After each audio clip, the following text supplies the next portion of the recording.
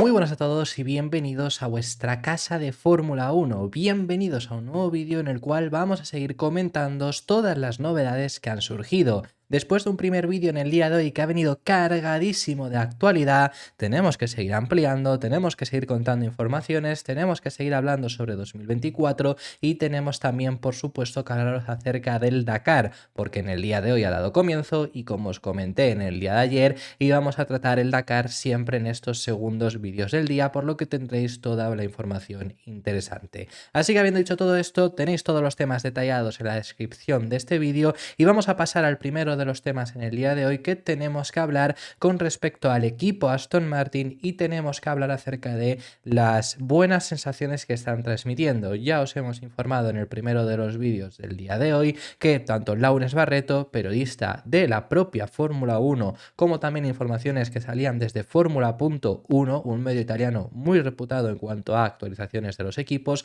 salían hablando acerca de que habrá un cambio radical en el AMR24 y que esperan grandes progresos.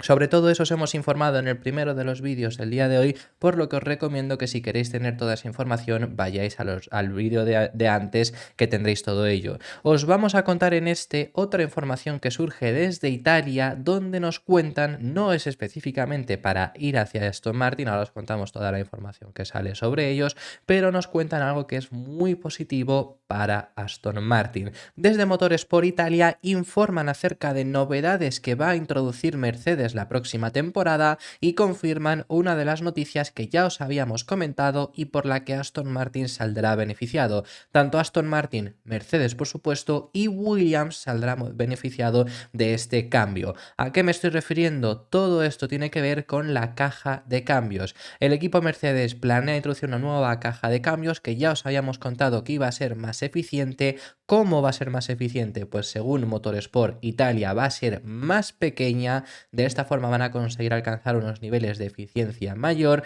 eso lo va a introducir Mercedes y por el acuerdo que tienen tanto con Aston Martin como también os comentamos Williams, saldrán ambos beneficiados. Otro punto positivo para el Aston Martin la próxima temporada. El punto negativo en este sentido, aunque esto os lo vamos a comentar justo ahora, son las suspensiones. Según la información de Motorsport Italia, en la trasera, la delantera no lo sabemos, pero en la trasera, en el caso de Mercedes, va a seguir teniendo una pull rod. ¿Por qué lo digo negativo? Bueno, es simplemente comparación con Red Bull. ¿A qué me refiero con esto? Donde tiene la pull rod en el caso de Red Bull es en la delantera, algo que nunca había funcionado, pero que les funcionó en este caso al equipo Red Bull y a McLaren, que tienen el mismo estilo de suspensión. Mercedes la llevará en la trasera, la delantera no lo han comentado, pero que nos queremos centrar específicamente primero acerca de la caja de cambios y Motorsport también nos trae esta fotografía, este diseño, este dibujo que estáis viendo aquí, que son muy buenos los que hacen motorsport.com, cortesía de Giorgio Piola, como estáis viendo, que es el suelo del Mercedes, cómo se ve, esto es el Mercedes, como estamos diciendo, y la caja de cambios que está justo detrás, estaría del palier que estáis viendo de madera, ese palier, por ejemplo, que hemos hablado anteriormente en el canal de la queja de Verstappen para el Parc Fermé y demás, pues ahí fue donde la FIA se dio cuenta de que Mercedes había ido demasiado bajo en Estados Unidos y por lo que estuvo la descalificación. Bueno, justo detrás está ahí esa caja de cambios y como comentamos va a ser más pequeña.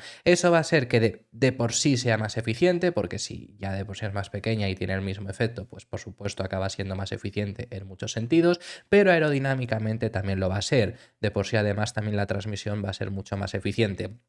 Esto ya os hemos contado en el canal que es algo que ha lastrado a Aston Martin, también a Mercedes, también a Williams, como siempre os informamos, pero en este punto que hablando del equipo de Silverstone les ha lastrado. Y esto es algo que comentamos a principios de temporada. Pero es que esto se comentó, si no recuerdo mal, en Arabia Saudí. Y si lo recuerdo mal es porque se comentó en Bahrein. O sea, fue la primera o la segunda carrera del año y ya se habló de esto. ¿Por qué? Porque esa caja de cambios estaba hecha para un concepto sin pontones.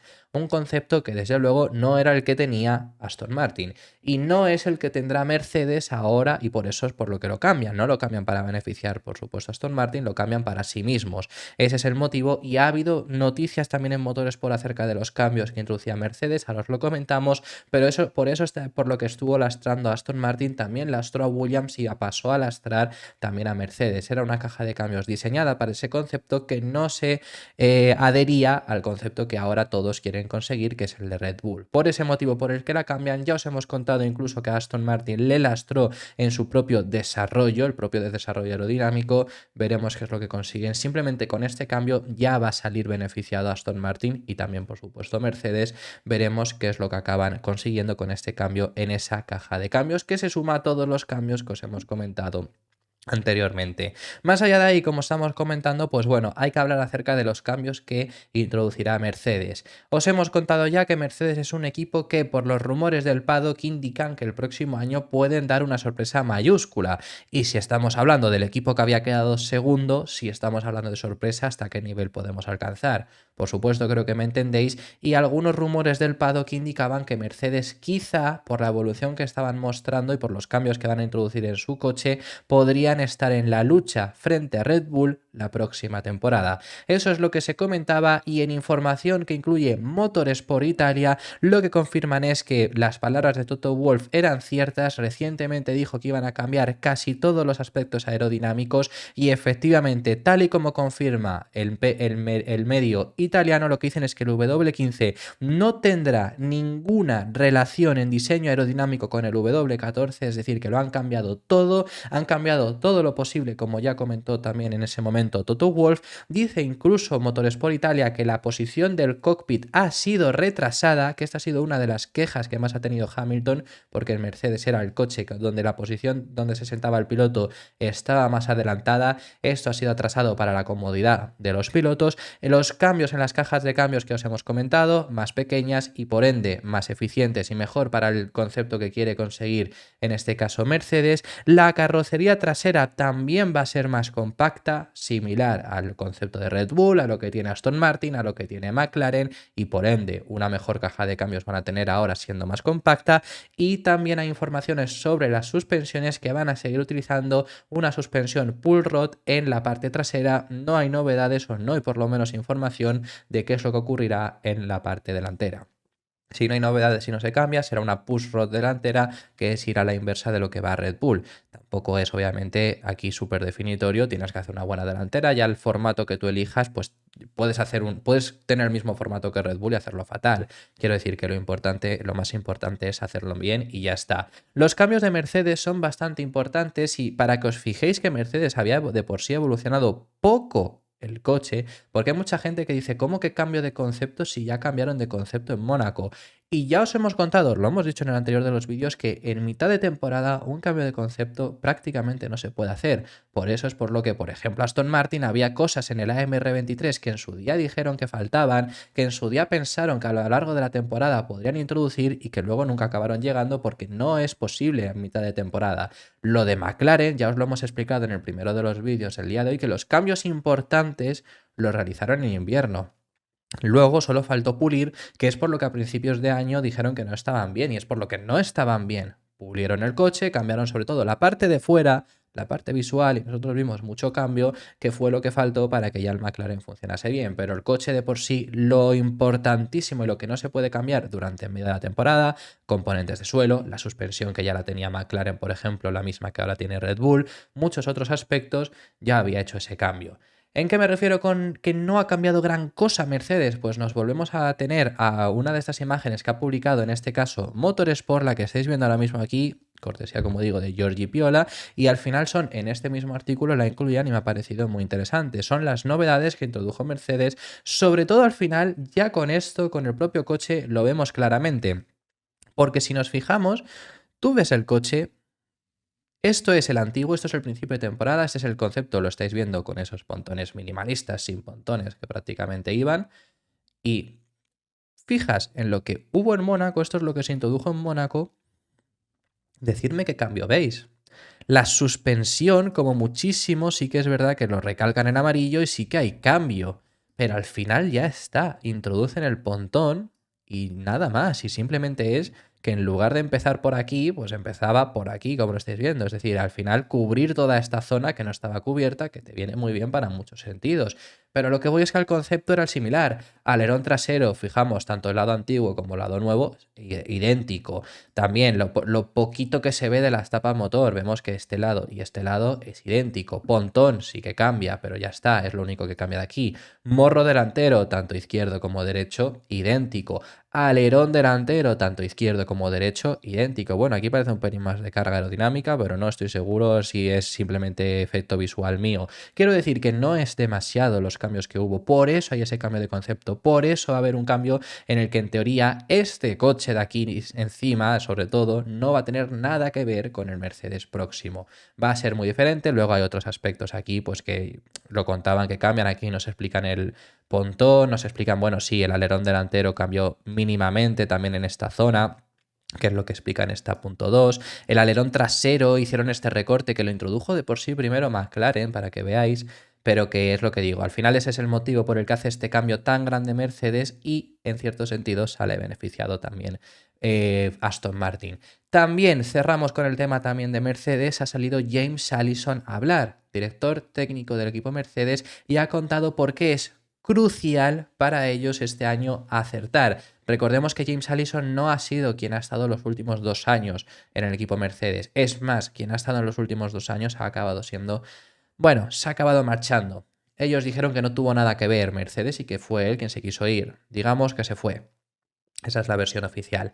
Bueno, que al final se acabó marchando, pero fue quien estuvo encargado del coche sin pontones y acabaron sustituyéndole a mitad de temporada por James Allison en el Gran Premio de Azerbaiyán. Ya estaba. James Allison es el mejor director técnico que ha tenido Mercedes en su etapa en Fórmula 1. Se unió a ellos en 2018, si no recuerdo mal. En 2018 empieza a trabajar. Venía por parte de Ferrari y construyó sobre todo el W11, que fue el coche de 2020, el mejor Mercedes que ha habido en la historia y el mejor monoplaza que ha habido en la historia, por lo menos el más rápido. Fue el artífice de eso, luego para 2022 se marchó, acabó regresando y explica el motivo por el que es crucial, como digo, para ellos conseguir un buen coche en este 2024, especialmente porque el cambio de reglamento viene en 2026 y Mercedes no quiere esperar hasta el cambio de reglamento para volver a ganar. Quieren ganar ya, es lo único que les importa, ya se centrarán en 2026, en 2026 volverán a estar bien, posiblemente ellos se centran en el ahora, quieren ganar este 2024 y si no aciertan con este cambio tan radical, no va a haber forma de conseguir al final recortar la distancia, porque en 2025 puedes hacer un cambio radical, pero en 2025 vas a estar centrado en ese 2026, en ese coche, por lo que tampoco va a haber un gran cambio a lo largo de la temporada. Por lo que es crucial para Mercedes conseguir este año, desde luego, acertar. Las palabras del director técnico eran las siguientes: es una nueva temporada y tenemos que asegurarnos de salir bien desde el principio. El coche será completamente nuevo y es doblemente importante que el vehículo sea bueno para 2024. Las nuevas normas para 2026 están proyectando lentamente su sombra sobre nosotros y tenemos que construir el coche correspondiente ya en 2025. Por tanto, el coche 2025 estará estrechamente relacionado. Al final lo que dice es que ese 2025 van a estar desarrollando 2026 y van a estar relacionados por ese motivo, pero que tiene que ser ya cuando de verdad estén en esa pelea, o si no, va a ser imposible. Otro equipo que esperamos que estén en la pelea y que ellos quieren regresar a la pelea, siguen estando lejos, pero hay una persona que quiere que regrese, es el equipo Ferrari. Y la persona que quiere que regrese este equipo a estar en la zona delantera es Flavio Briatore, que ha hablado acerca de ellos y ha hablado acerca de las expectativas. Y creo que la verdad tiene bastante razón en lo que comenta. Flavio Briatore, ya sabemos que fue el jefe del equipo Renault cuando Fernando Alonso ganó sus 2 títulos, una persona muy conocida, también incluso ha estado vetado en Fórmula 1. Sabemos, por supuesto, quién es Flavio. Ha hablado acerca de la importancia que tiene que Ferrari esté compitiendo por el título. Dice que hay una presión mayúscula, sobre todo en la escudería, pero que es que además para la propia Fórmula 1 necesita que Ferrari esté compitiendo. Otra cosa es que ganen o no, pero que por lo menos compitan, que no sea lo que hemos visto en este 2023, minimísimo 2022, que no sea tampoco lo que vimos en 2020, que fue un auténtico desastre, que mínimo estén peleando por lo menos en todas las carreras, que bueno, fíjate, pero es lo que dice, por lo menos estar peleando en todas las carreras, al menos por el podio. Cree que eso es lo que tiene que conseguir Ferrari sí o sí y lo que necesita la Fórmula 1. Espera que el próximo año sea capaz de conseguirlo y además Briatore lo que dice es que confía mucho en el mandato de Frédéric Vasseur y dice textualmente que confía en que un francés sea quien regrese a Ferrari a lo alto, como ya lo hizo Jean Todt, y dice incluso que como él mismo, el propio Briatore, hizo en ese caso con Renault. Veremos si es así, veremos si lo acaba consiguiendo. Pero desde luego que en ese sentido estoy muy de acuerdo con sus palabras, en el sentido de la Fórmula 1 necesita a Ferrari. Puede ganar Red Bull, puede ganar Mercedes, podemos estar en años de dominio, puede ser que Ferrari lleve sin ganar desde 2007 el título de pilotos, da igual. Ferrari tiene que estar en la zona delantera, porque si no lo está, es un auténtico desastre, por supuesto, para la propia Fórmula 1, que sí, que nos pueden dar años maravillosos como 2021 que Ferrari no estaba compitiendo, pero es necesario en cuanto a marketing, te viene mucho mejor, porque esto al final es lo que siempre ha comentado, lo comentaba en su día Ferrari. Tú piensas en un coche de Fórmula 1 y lo visualizas rojo al final. El Ferrari ha estado en todas las ediciones de Fórmula 1, es importantísimo Ferrari para la categoría y necesitan que estén en lo más alto. Es el equipo sin lugar a dudas que necesitan que estén ahí también para marketing y demás, así que estoy bastante de acuerdo. Luego ya que lo vayan a conseguir este próximo año, pues desde luego que pueden fallar, veremos qué es lo que consiguen. Las sensaciones son positivas, pero también nos estamos comentando sensaciones positivas de Mercedes o sensaciones positivas de Aston Martin. Veremos finalmente qué es lo que acaba ocurriendo, porque hoy en día todo es positivo, por supuesto.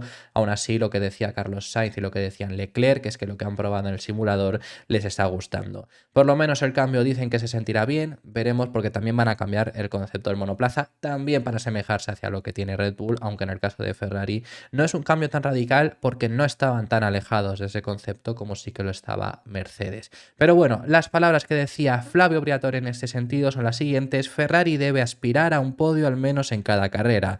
Esperemos que un francés ayude a Ferrari a ganar, como yo ayuda a los franceses. Tenemos que esperar que haya una mejora este invierno para que sean más competitivos. Por el bien de todos los italianos y por el bien del deporte, espero que Ferrari pueda hacerlo mejor, aunque ganar el campeonato del mundo podría ser difícil. Espero que haya un poco más de antagonismo el año que viene, de lo contrario no será muy divertido. La gente necesita ver una verdadera lucha por el título, no un dominio tan fuerte. Así que eso es lo que comenta Briatore, y para finalizar todo el vídeo del día de hoy, toca hablar acerca del Dakar. En el día de hoy ha dado comienzo el Rally Dakar 2024, ha dado comienzo con su etapa de prólogo, por supuesto una etapa sencillita, cortita y que ha sido ganada por un Audi, pero no ha sido Carlos Sainz, sino que ha sido Matías Ekstrom. Ekstrom, que en este sentido es un maestro, es muy bueno en este tipo de etapas y consigue la primera victoria para Audi este año, aunque sea simbólica. Tendrá un mejor puesto de salida para el día de mañana, el teórico mejor puesto de salida, veremos qué es lo que acaba ocurriendo,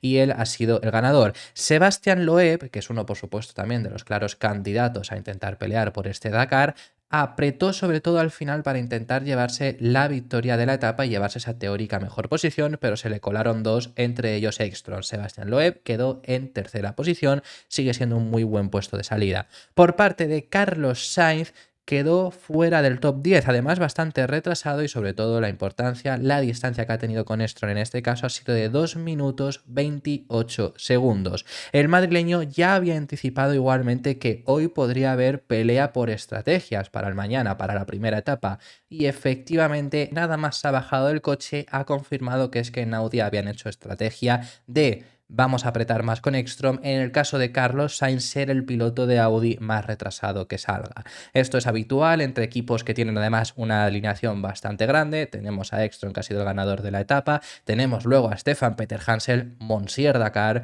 y luego tenemos a Carlos Sainz, por supuesto, que también pues tiene un trío de pilotos muy fuerte, y en este caso Audi ha decidido hacer este tipo de estrategia. Veremos qué es lo que consigue hacer saliendo desde una posición tan atrasada en el día de mañana. No ha sido el único, otro también de las personas que vamos a tener en el radar, Nani Roma, que ha regresado al Rally Dakar, se queda fuera del top 10 en esta etapa de prólogo, aunque ha sido mejor que Carlos Sainz en su posición, 15º, mejor posición entonces de salida para mañana que el madrileño, y el vigente campeón también del Dakar, Nasser Al-Attiyah, también queda fuera del top 10 en su debut con el Hunter. En este caso el qatarí ha indicado que ellos es que se han liado, por salir tan atrasados se han liado con las huellas que iban dejando el resto de coches, pero que aún así las sensaciones que él ha tenido con el coche han sido positivas. Así que esta es el resumen a la etapa de prólogo del Rally Dakar 2024.